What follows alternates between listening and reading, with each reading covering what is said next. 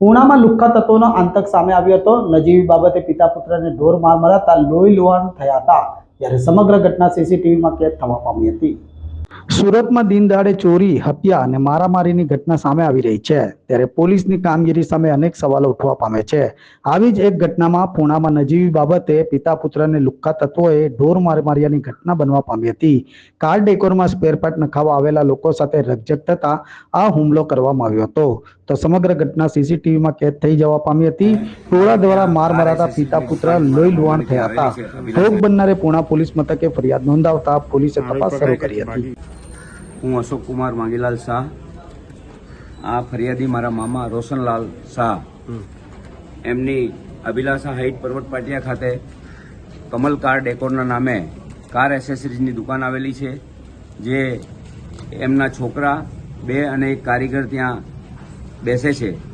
ગઈકાલે રવિવારના દિવસે એક ડૉક્ટર, નામ અમને ખબર નથી, પણ એ ત્યાં આવેલા અને પોતે મડગાર્ડ ફ્લિપ મંગાવેલી હતી, એ ફિટ કરવા માટે જણાવેલ, પરંતુ કાલે રવિવાર હોવાના કારણે માણસો, કારીગર, કામવાળા આવેલા ન હતા। તે એમને જણાવેલું કે ભાઈ માણસો નથી, છતાં પણ તમે થોડી વાર બેસો, શેઠ હિંમતભાઈ આવે છે એટલે તમને ફિટ કરાવી આપીએ। તો એઓએ ઉતાવળ કરતા નહીં, અત્યારે ને અત્યારે મારે ફિટ કરવાનું, તો એમના નાના ભાઈએ, જે ફરિયાદી છે એમના નાનો ભાઈ ચેતને એમણે જણાવેલ કારીગરને કે ભાઈ તને આવડતું હોય તો તું ફિટ કરાવી દે, વાંધો નહીં। તો ફિટ થઈ ગયા બાદ જે આરોપી હતા એમણે કમલ કાર ડેકોરનો વિડીયો શૂટિંગ ચાલુ કરેલ અને તેમાં બોલતા હતા કે આ કમલ કાર ડેકોરવાળા ચોર છે, લુચ્ચા છે, એ રીતે વાતો કરતા બેફામ ગાળો બોલતા હતા। કારીગર એમને જણાવેલ કે ભાઈ તમે તમારું કામ થઈ ગયું છે, શા માટે આવું કરો છો? તો એમણે કારીગરને પણ ધક્કો મારીને ગાળ ગલોચ કરેલી, જેથી કારીગરે પણ એમને ઉશ્કેરાઈને મારેલ, પરંતુ ત્યારબાદ ફરી આરોપીના જે માણસ હતો એમણે 15 થી 17 ઈસમોને ત્યાં ફોન કરીને બોલાવેલ અને બધાએ આવીને એ કારીગરને દુકાનમાંથી ખેંચીને બહાર ઢસડીને ખૂબ માર મારેલ અને ત્યારબાદ એ અરસામાં દુકાનના માલિક હિંમતભાઈ આવતા હિંમતભાઈને પણ ખૂબ માર મારેલ અને હથિયારો પણ માથામાં વાગેલ, જેનાથી લોહી લુહાણ થઈ ગયેલ અને ત્યારબાદ એમનો નાનો ભાઈ ચેતન પણ ત્યાં હતો, તો તેમને પણ ખૂબ મારેલ।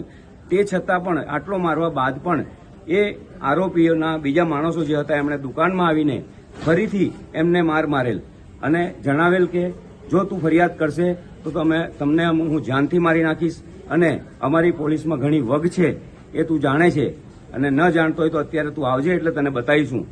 તે અરસામાં ફરિયાદીએ પોલીસ કંટ્રોલ રૂમમાં 100 નંબર પર ફોન કરેલ અને પીસીઆર આવેલી। તે પીસીઆરની અંદર પોલીસવાળાઓએ ફરિયાદીને પીસીઆરમાં બેસાડેલ અને આરોપીઓને પોતાની કારમાં જવા દીધેલ। તો આ પણ અચ્છા, તે ઉપરાંત પૂર્ણા પોલીસ સ્ટેશનની અંદર ત્યાં જવાથી આ લોકોએ ફરિયાદ લીધી નહીં હતી અને વારંવાર સમાધાન કરવા માટેનું દબાણ કરતા હતા અને તે અરસામાં જે ફરિયાદી હતા એને માથાના ભાગે વધુ વાગેલ હોવાથી લોહી લુહાણ હતો, છતાં પણ એમણે સારવાર કરવા માટે પણ એમને મોકલાવેલ નહીં। છેલ્લે જ્યારે સારવાર કરવા માટે સિવિયર હોસ્પિટલમાં ગયા તો ત્યાં પણ આ લોકોની વગના કારણે એ આહિર સમાજના લોકો, પોલીસ સ્ટેશનમાં પણ એક પીઆઈ આહિર છે, તેમની એક પીએસઆઈ આહિર છે, એમણે પણ ઉદ્ધતાઈ ભર્યું વર્તન કરેલ અને સ્વિમેર હોસ્પિટલના જે ડોક્ટરો હતા એમને પણ એ લોકોએ કહી દીધેલું, માટે એ લોકોએ પણ ગેરવર્તણૂક અમારી સાથે કરેલ અને આરોપીની કોઈ સારવાર કરેલ નહીં, ખાલી ટાંકા લઈને રવાના કરી દીધેલા। ત્યાં કોઈ પોલીસ ફરિયાદ નથી નોંધાવી, કંઈ નહીં, જેથી આજે અમે કમિશનર ઓફિસમાં આ ફરિયાદ આપવા માટે આવ્યા છીએ। અમે એસીપી સાહેબ પીકે પટેલ સાહેબને પણ વાત કરેલી, પીકે પટેલ સાહેબે પીઆઈ સાહેબને વાત કરતા એમણે પીઆઈ સાહેબે પીકે પટેલ સાહેબ એસીપી સાહેબને પણ ગેરમાર્ગે દોરેલ, ખોટી માહિતી આપેલ। પીકે પટેલ સાહેબે અમને ખૂબ બાંહેધરી આપી છે, તમે ગમે ત્યાં ફરિયાદ આપો, અમારે ત્યાં આપો, કમિશનર સાહેબમાં આપો, અમે ચોક્કસથી આનું કામ કરાવીશું। એમનો ખૂબ સહકાર મળેલ અને અમે એ માટે આજે કમિશનર ઓફિસમાં ફરિયાદ આપવા માટે આવેલ છે।